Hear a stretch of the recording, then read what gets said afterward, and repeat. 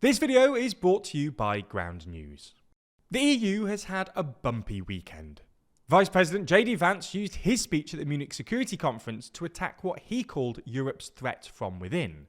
Trump announced that Saudi Arabia would be hosting bilateral negotiations between the US and Russia without Ukraine or Europe, and the US reiterated that Ukraine's post-war security would be Europe's responsibility.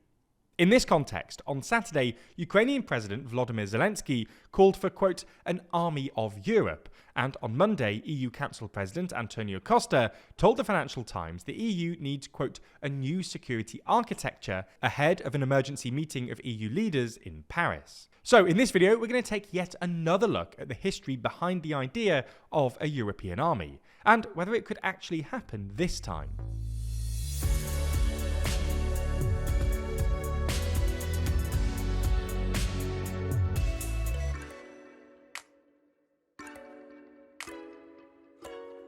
Don't feel overwhelmed by endless news stories. Find out what you need to know every day with TLDR's Daily Briefing. Listen along in your favourite podcast app or by clicking the link in the description.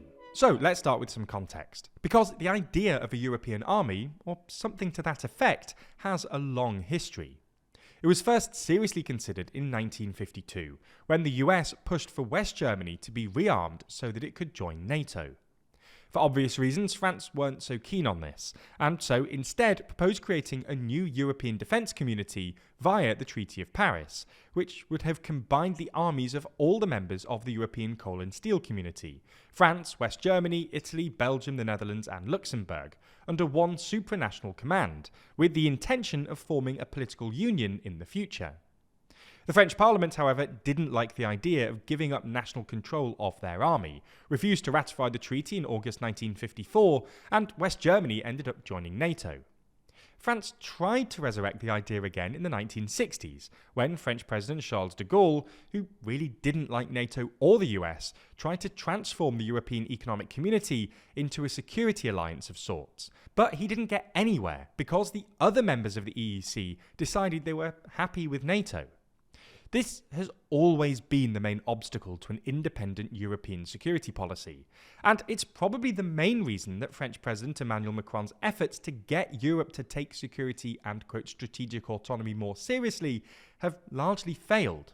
Why would you create a new European security architecture when you already have NATO, which covers most of Europe and includes the world's biggest military in the US?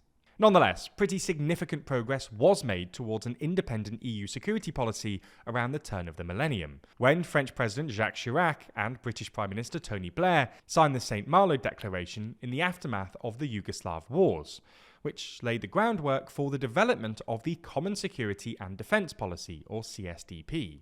This was followed by a series of agreements setting out a framework for defence cooperation, which included allowing the EU to use NATO assets. The EU then embarked on its first peacekeeping mission in North Macedonia in 2003, and soon deployed European troops in multiple peacekeeping and civilian missions around the world under the CSDP. Although it's worth stressing that the CSDP is just a framework. In other words, it doesn't legally bind EU militaries to do anything, just provides a forum for them to discuss cooperation. But progress towards a European army halted, and then regressed in the mid-2000s for two reasons. First, in 2004, 10 new countries joined the EU, 7 of which were formerly part of the Eastern Bloc, and 3 of which were ex-Soviet countries. In part because these countries were mainly worried about Russia's neo-imperial ambitions and were generally pretty friendly with the US, they overwhelmingly preferred NATO to the idea of an EU army. Second, the Iraq War in 2003 divided France and the UK, and laid bare some of the more fundamental strategic disagreements between the two.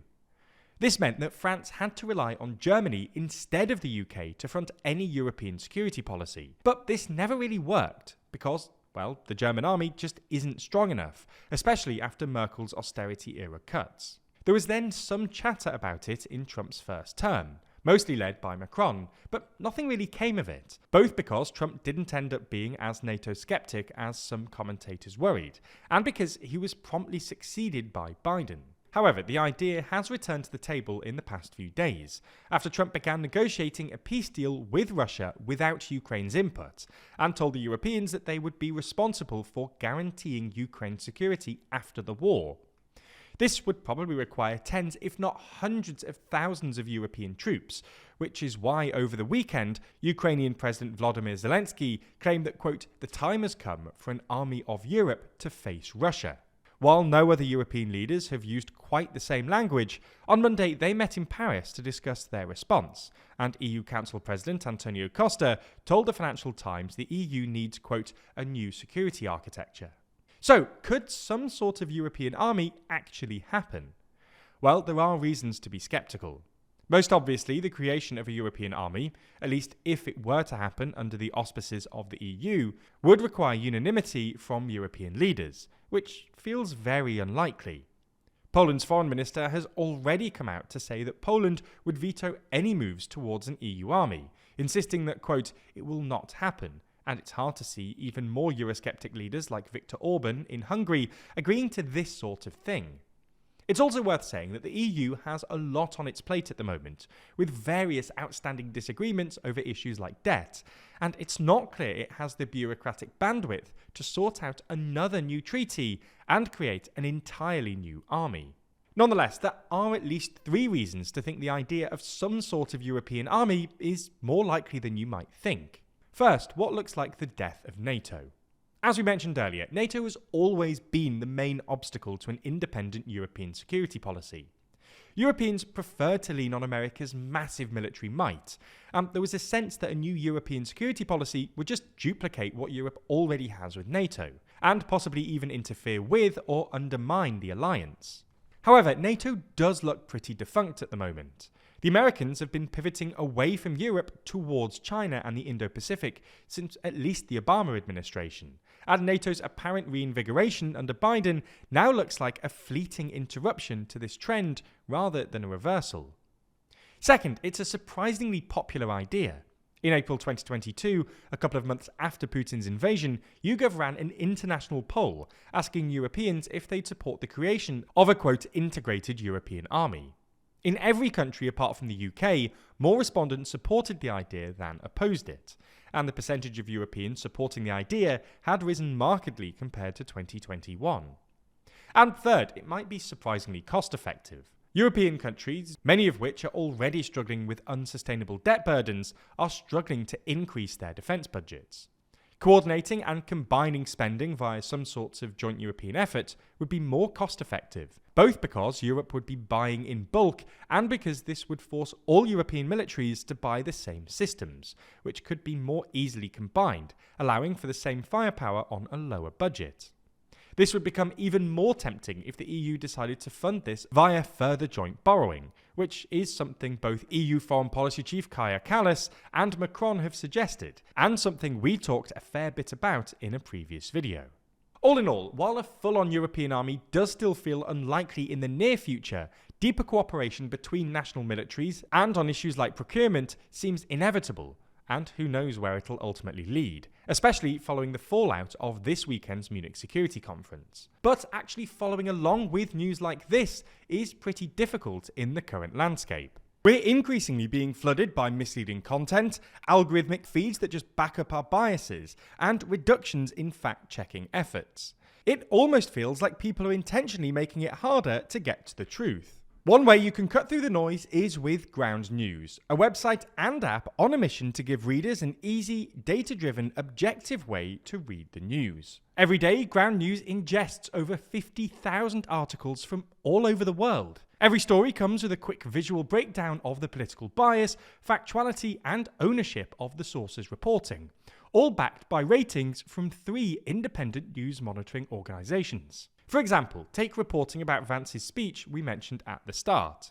Right away, you can see that the story had over 362 outlets reporting on it. 28% lean left, while 43% lean right. Every story also comes with a detailed view of the bias distribution, factuality scores, and even specific ownership information, so you can see how reliable the reporting actually is. You can also swipe through some of the headlines to reveal the right celebrating this speech as a wake-up call for Europe, while the left was more likely to criticise the speech and accused Vance of hypocrisy.